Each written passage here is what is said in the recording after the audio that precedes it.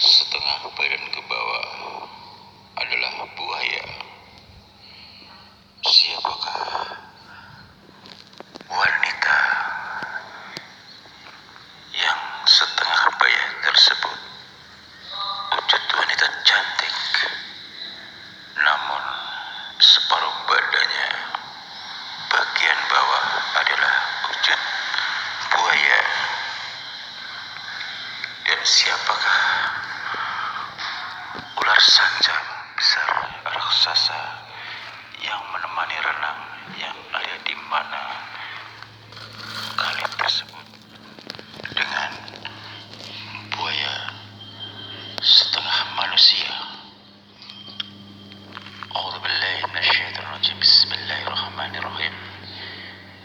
Innahu minasyaitonir wa innahu bismillahirrahmanirrahim. Ihdinas siratal mustaqim. Allahumma as'aluka ridhaka wal jannah wa na'udzubika min syakhatika wan nar. Assalamualaikum warahmatullahi wabarakatuh. Salam jumpa kembali untuk sahabat-sahabat YouTuber serta sahabat media serta para pemirsa yang selalu aktif mengikuti konten-konten Ayah Sadam. Di sini Ayah Sadam akan mengupas tuntas dengan adanya buaya setengah manusia, setengah badannya adalah buaya. Siapakah dia?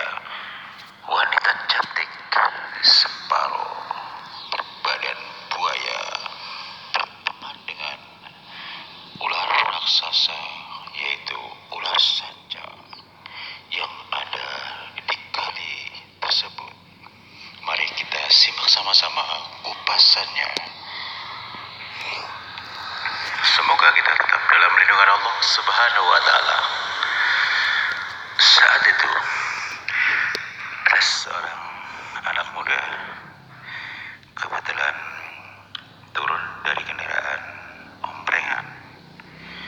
Di saat dia setelah pergi mengaji pulang menjelang jam 7 malam. Memang di tempat situ adalah memang suasananya agak redup, terlebih jam 7 malam atau jam 19 kurang dari 10 menit. Penerangan lampu kurang memenuhi, hanya cahaya di seputar saja yang ada karena tertutup oleh beberapa pohon kanan kiri jalan.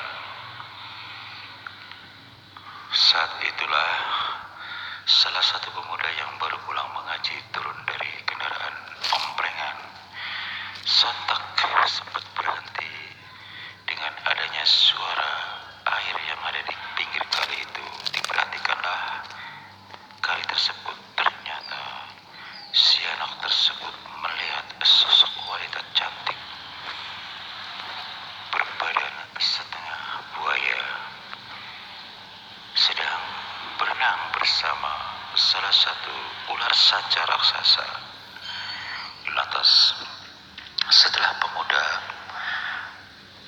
diam-diam memperhatikan, sekalipun mungkin agak takut karena ada penasaran juga setelah melihat secara saksama betul adanya bahwa yang dia lihat adalah buaya jadi-jadian. Itu menurut si pemuda itu karena badannya setengah wanita cantik, lantas separuh badannya yang ke bawah sampai kaki sudah berbentuk seperti buaya. Lantas didampingi dengan salah satu ular sanca raksasa yang benar-benar asli ular sanca, namun bodinya lebih besar mengimbangi besarnya buaya jadi-jadian, yaitu seorang wanita yang berbadan separuh buaya. Lantas si pemuda itu buru-buru pulang menemui kawan-kawannya termasuk para warga. Singkat kata, mereka yang kebetulan diberitahukan oleh pemuda tersebut berduyun-duyun mengikuti di mana buaya, wanita setengah buaya dengan ular sanca raksasa berada. Menurut si pemuda berjalan mengatakan, tolong kita kalau bisa jangan bersuara, berjalan pelan-pelan. Yang dikhawatirkan mereka mendengar kita, mereka akan menghilang. Kalau menurut saya pribadi, ini bukan binatang biasa, yaitu tidak lepas dari binatang jadi-jadian si penunggu kali itu, manusia pemuda itu. Karena saya baru kali ini melihat sesuatu yang aneh, buaya tapi berbadan separuh wanita cantik, ditemani yaitu salah satu ular sanca. Setelah mereka sampai di sana, di mana tempat dua makhluk aneh tersebut berada, mereka secara mengendap-endap berusaha tanpa suara. Mereka satu sama lain melihat secara saksama, ingin membuktikan betul adanya. Mereka berbisik-bisik satu sama lain, wah benar juga tuh buaya, tapi badannya separuh ke atas manusia, wanita cantik, wah mulus sekali, kata salah satu warga.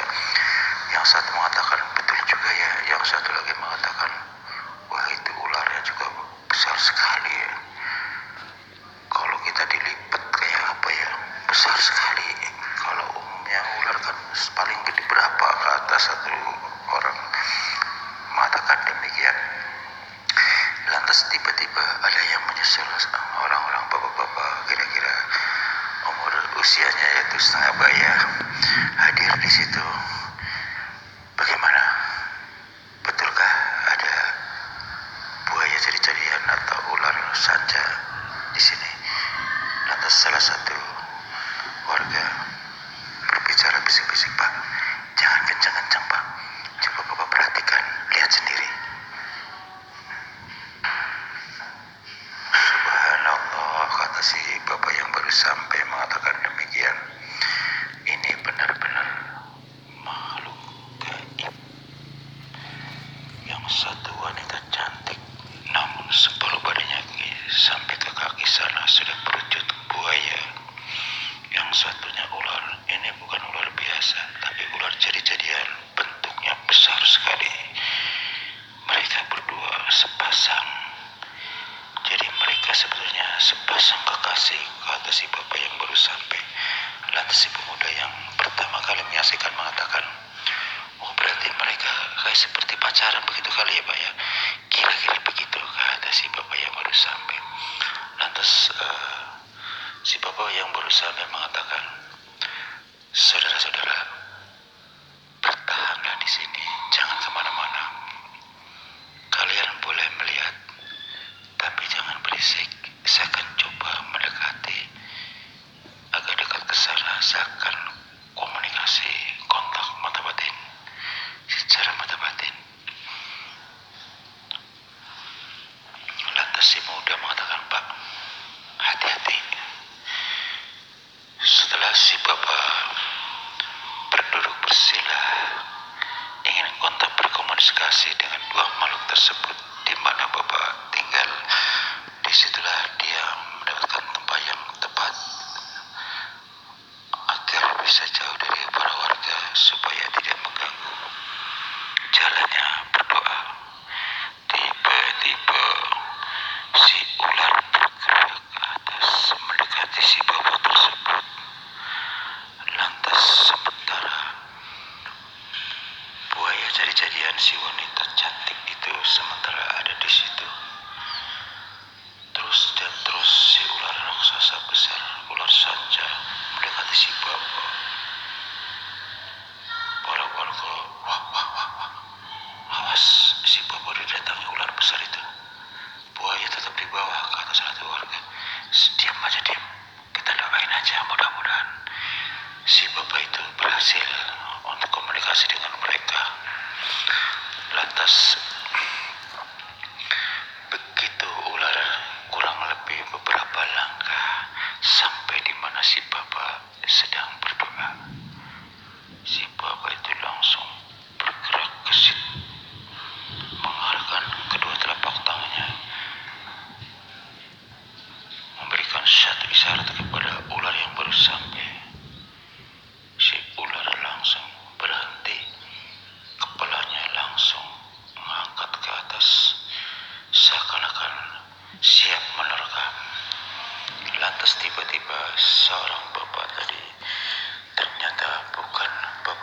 biasa, tapi beliau adalah memiliki kelebihan seperti kayak orang spiritual.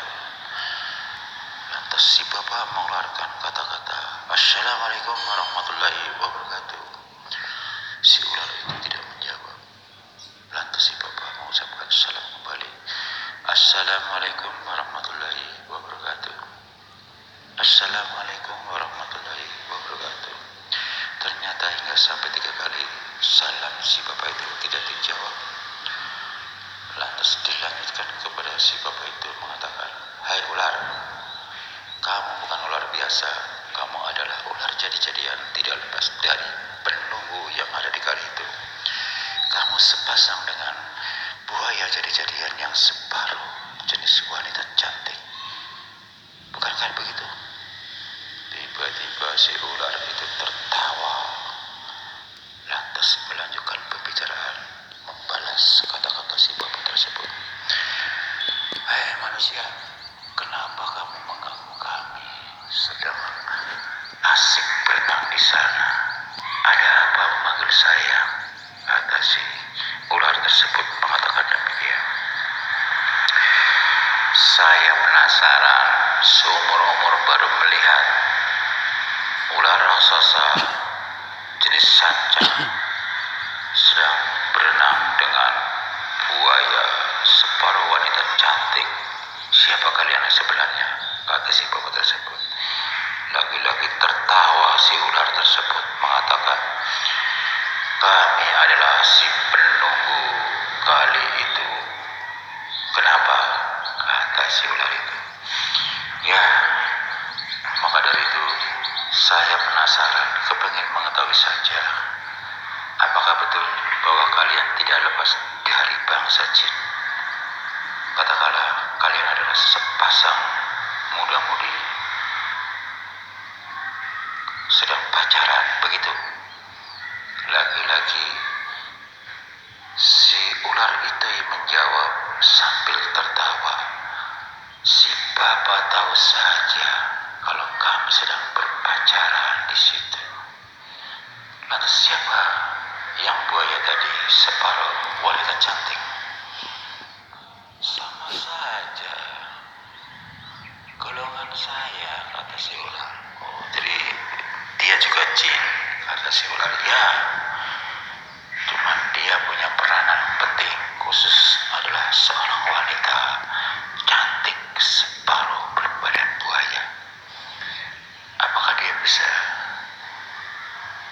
sempurna seperti manusia layaknya?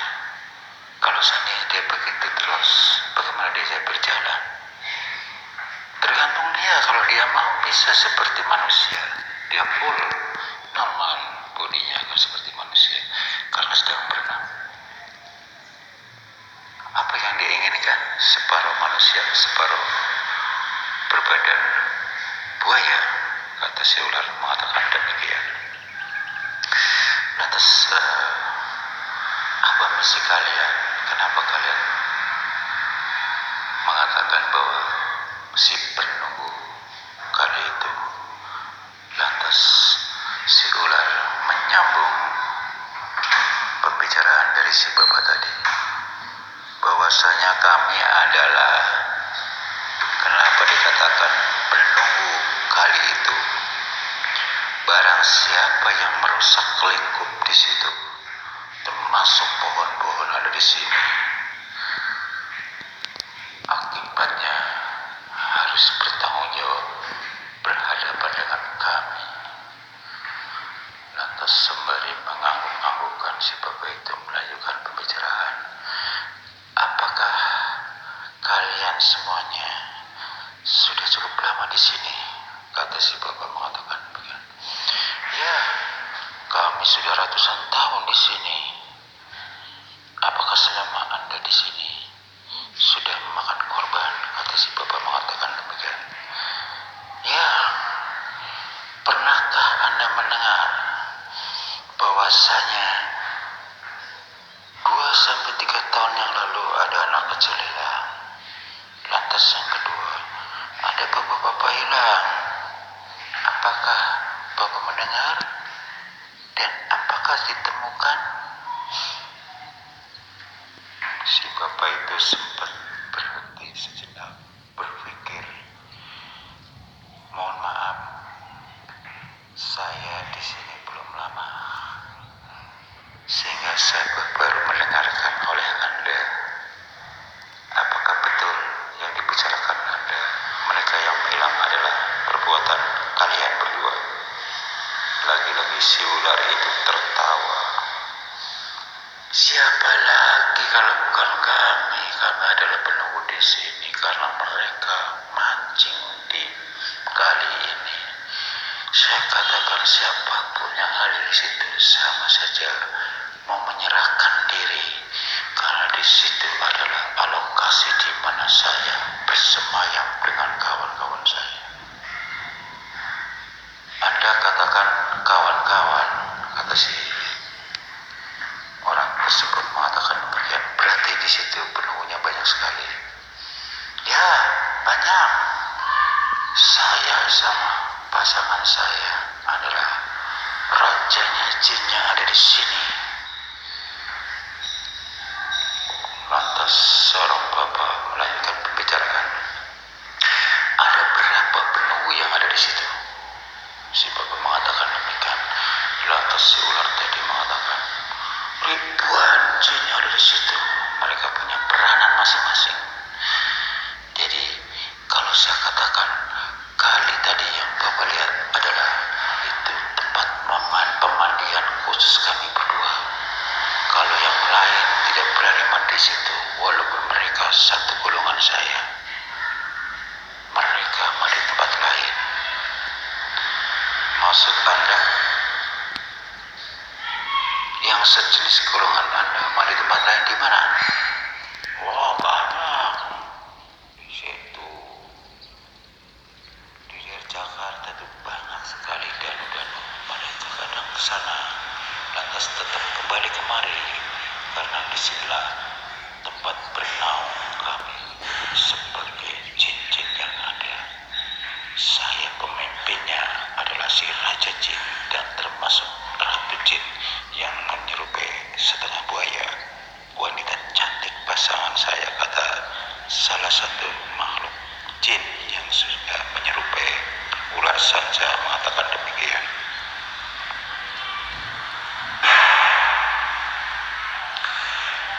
Lantas bagaimana Anda bisa ada di kali itu? Kan suatu saat kali itu akan dibetulkan oleh pekerja-pekerja, karena kali itu adalah sebagai jalur air supaya mengalir lancar untuk mengairi di mana orang membutuhkan air itu, misalnya ke sawah atau mungkin dialirkan ke danau sebagai penampung di mana ada danau. Saya sudah cukup lama di sini, tapi nggak ada yang berani dekat di situ. Kalaupun ada, berarti mereka harus berhadapan dengan saya. Oke, kali ini saya tidak bertanya kembali. Tapi ingatlah, di sini tidak jauh dari tempat warga, di mana warga orang kampung tinggal. Bahkan sebelah sini adalah jalan umum, sebagaimana manusia melakukan aktivitas yang berjalan, yang pakai mobil. Mereka tidak semua memahami, hanya orang-orang tertentu yang melihat kalian, si makhluk gaib atau si manusia mengatakan demikian. Lantas salah satu ular sanca itu tadi mengatakan, ya, tapi kan kami agak jauh tuh antara kali dengan jalan ada di atas, saya ada di bawah. Kalau menurut saya ini, maaf, saya mendahului. Kalian lebih baik pindah dari sini. Di seputar situ pohon-pohon itu milik manusia. Suatu saat akan ditebang, dibutuhkan kayunya. Dan kali itu pun suatu saat akan dibetulkan. Apalagi saya lihat lingkupnya itu pasangan-pasangan batas daripada antara tanah dengan kali sudah pada rusak, otomatis suatu saat akan dibetulkan supaya dia bertahan untuk jalannya air supaya lancar, sehingga tanah tidak longsor ke bawah seperti itu. Saya lihat pada rusak begitu. Coba saja suatu saat mereka akan datang untuk bekerja di situ. Lagi-lagi si ular teriak dan tertawa. Berarti harus berhadapan dengan saya. Kalau Anda begitu berhati menantang manusia, karena ini adalah semuanya kegiatan manusia di dunia, bukan dunia lain. Anda salah, kata si bapak itu. Si wanita buaya jadi-jadian kebetulan mendengar. Tiba-tiba dia berubah jadi wanita cantik ada di sebelah si ular tersebut. Bapak tua, saya mendengar tadi kami mau diusir katanya. Katanya mau dibetulkan kali itu. Kapan? Sama saja mengusik kami. Itu adalah tempat mandian saya, tempat di mana kami berenang. Anak buah kami juga tidak berani di situ. Mereka pada mandi tempat lain. Kami berdua adalah antara raja dan ratu jin yang ada di sini, kata si wanita cantik yang dikatakan separuh badan buaya. Tiba-tiba menjelma jadi wanita cantik yang sempurna. Tiba-tiba berdiri tegak ada di depan seorang bapak-bapak. Selantas seorang bapak-bapak melihat situasinya kurang tepat, dia menyudahi dengan baik-baik. Sekarang begini aja, wanita cantik, katakanlah wanita cantik karena Anda sudah terlihat wanita cantik, tapi tadi sebelumnya adalah separuh buaya, dan kau yang masih wujud ular saja raksasa.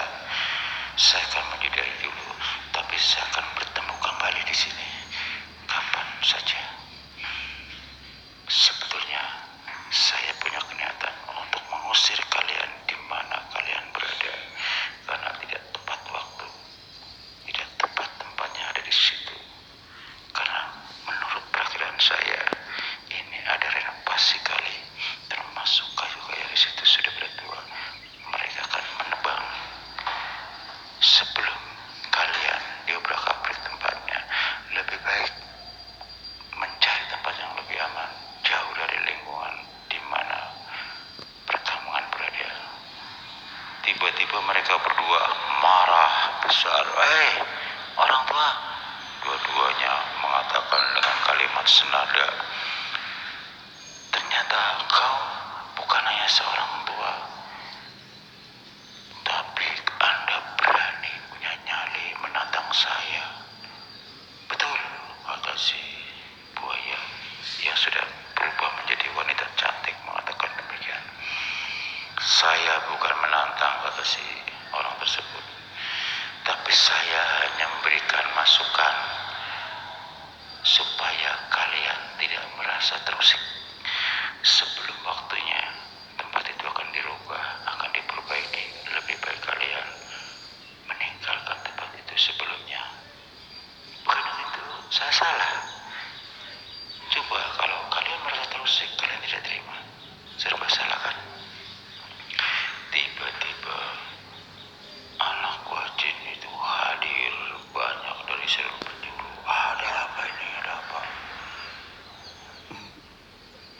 Lantas si bapak mengatakan, apakah mereka yang hadir dari seluruh penjuru adalah anak buah kalian? Sambil tertawa, si wanita cantik mengatakan, betul, mereka adalah anak buah kami. Kami adalah antara sepasang raja dan ratu, pemimpin jin yang ada, kata si wanita cantik. Lantas si bapak itu tiba-tiba menghilang. Si buaya itu yang sudah berubah wanita cantik mengatakan, bapak tua, di mana kau? Kenapa kau tiba-tiba tidak ada di sini? Padahal si bapak tidak lepas dari lingkupnya, tidak jauh, karena untuk menghindari daripada anak buahnya yang ribuan dari seluruh penjuru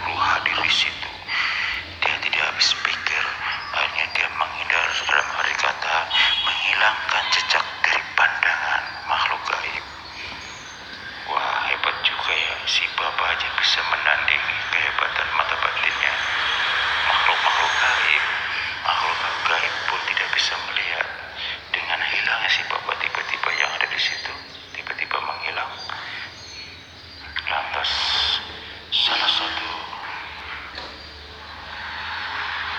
ular sanca mengatakan, "Hai, wujudkan diri kamu, Bapak. Ada di mana kau?" Tiba-tiba si Bapak itu mengatakan, "Saya ada di sini, tidak kemana-mana." Ternyata si Bapak itu bisa menghilang, bisa berpindah di salah satu pohon besar di mana mereka berada. Letaknya tidak jauh dari situ. Lantas si ular itu bergerak cepat menghampiri dengan merambat di pohon.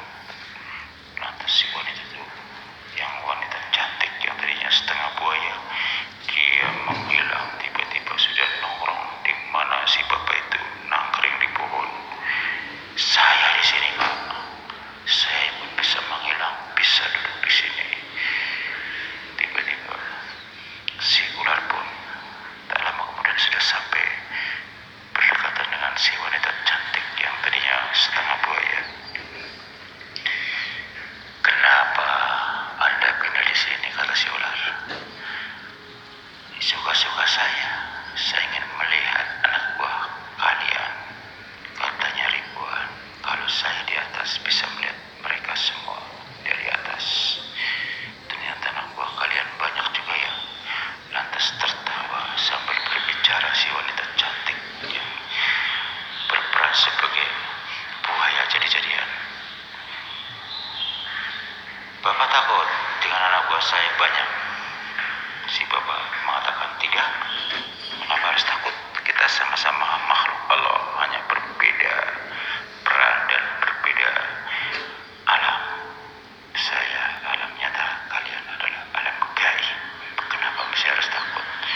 Saya hanya takut satu tujuan.